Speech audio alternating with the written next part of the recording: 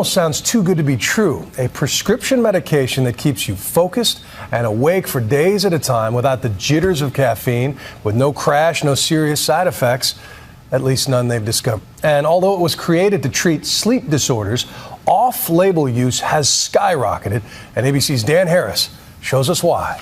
They say that we can only access 20% of our brain. This lets you access all of it. The idea is so tantalizing, they made a movie about it. In Limitless, Bradley Cooper plays a down-and-out writer who starts taking a new drug, and poof. A tablet a day, and I was limitless.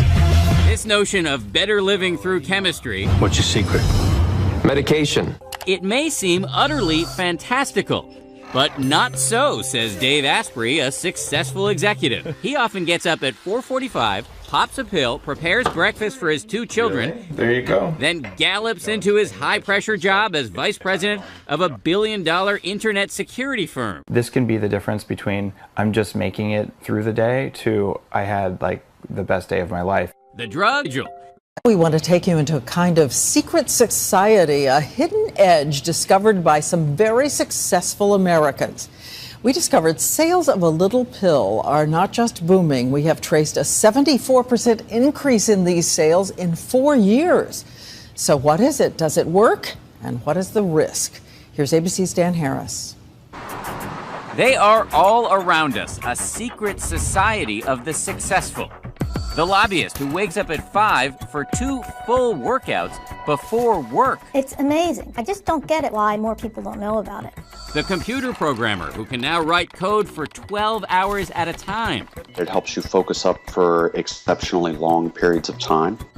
And the brain researcher finding connections nobody else is seeing. It's just a clear day. The fog isn't there. And they all say they owe it to this drug, sleep apnea, or for people who work irregular hours. But many people are now taking it for an off-label use to boost energy and focus.